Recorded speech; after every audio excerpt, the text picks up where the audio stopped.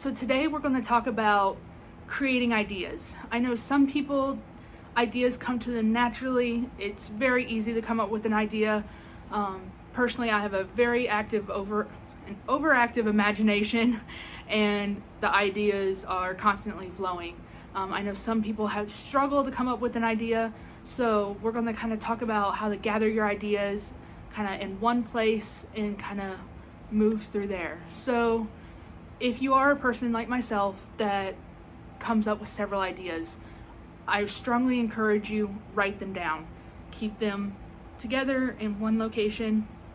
One of my friends, she always carries her iPad or her phone with her, so she actually has a Pages on her phone where every time she has an idea, something pops into her head, a simple little note or funny quote someone else said, she puts it down in that Pages application. Personally, I'm always with the computer. I always have Microsoft Word. If I don't have Word, I have my phone. So I always keep all my ideas in a Microsoft Word document. Right now, I think it's like 36 pages long of ideas and stories. So I keep it there. If I don't have my computer with me, if I'm walking through Walmart and an idea comes to me, I grab out my phone and I text myself, and later I put that text into my Word document. It will help you so much in the long run if you keep all your ideas in one location or in one notebook, or where you're always going to go to when you sit down to write. So then you know, hey, I want to write. Where are all my ideas? Oh, I put them over here in the notebook.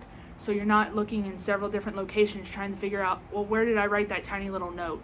Where did I lose this paper or that paper? So I really encourage you to grab a notebook, create a page, create a file on your Pages app, create a little notebook on your phone, whatever is easiest to you, whatever is accessible, that will help you. Go ahead and grab that.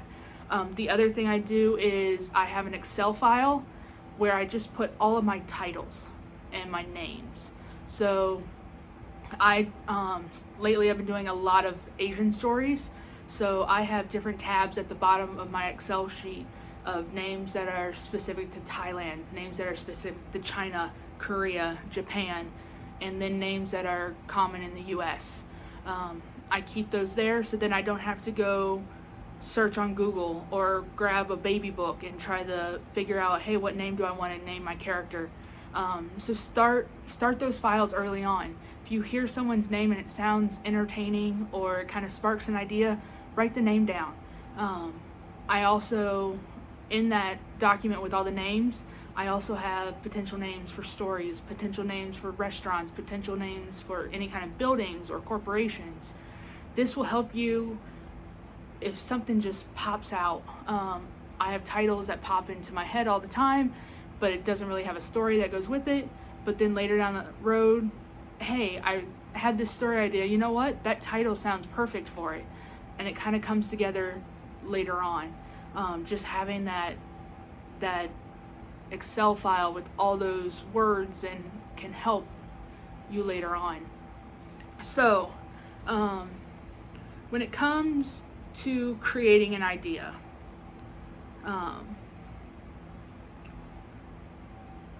I always like to tell people to make a list.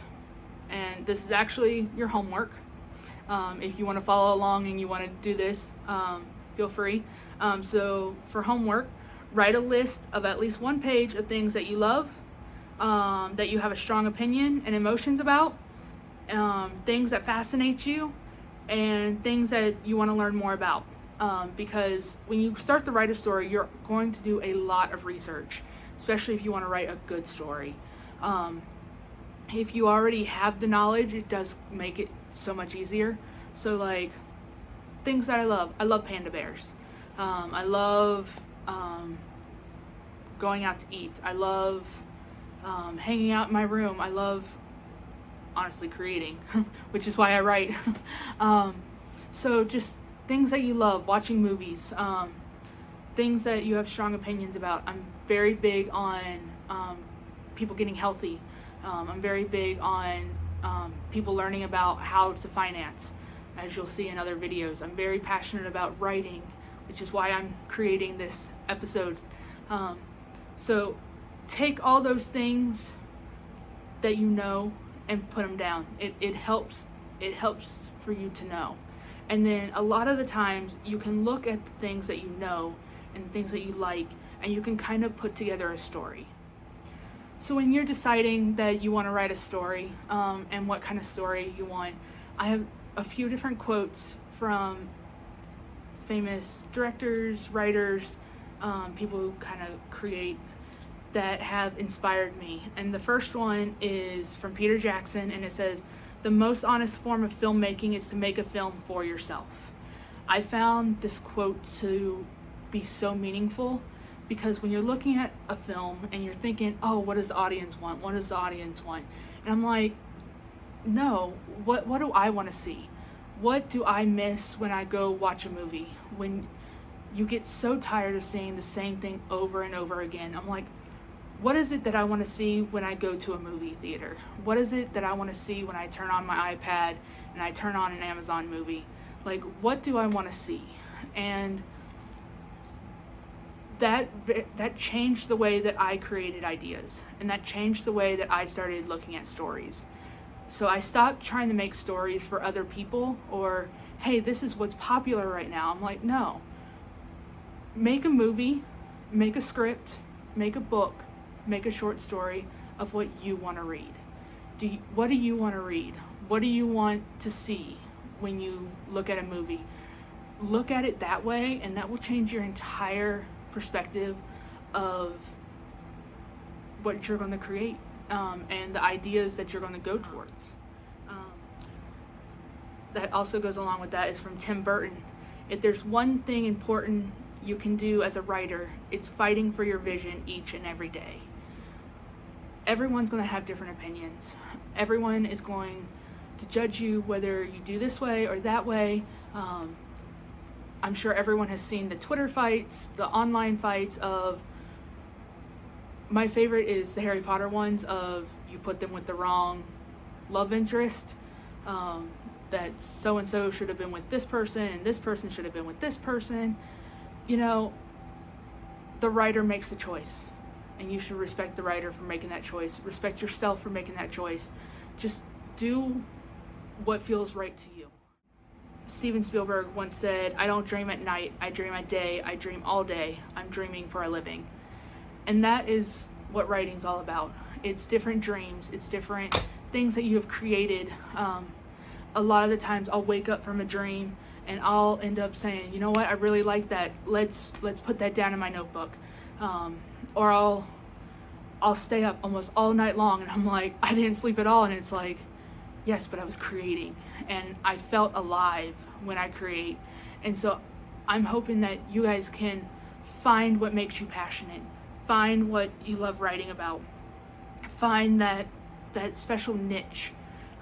So for me lately, I've been writing a lot of boy love stories, so BL shorts. I have a novella that's coming out soon, that was because I started writing the shorts, and it kind of took on a life of its own as I also created the TV show.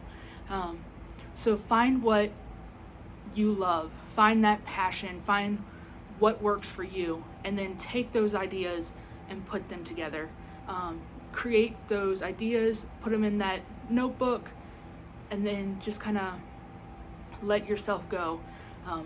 When you're in film school, the very first class that I took, my teacher said, clear your mind, just sit down and just start writing tons of ideas. And I was like, I can't clear my mind. My mind is always going. My mind is always running like 1,000,000 miles an hour. And as I sat there, I was like, she wants me to create ideas. And I was like, what do I want to see?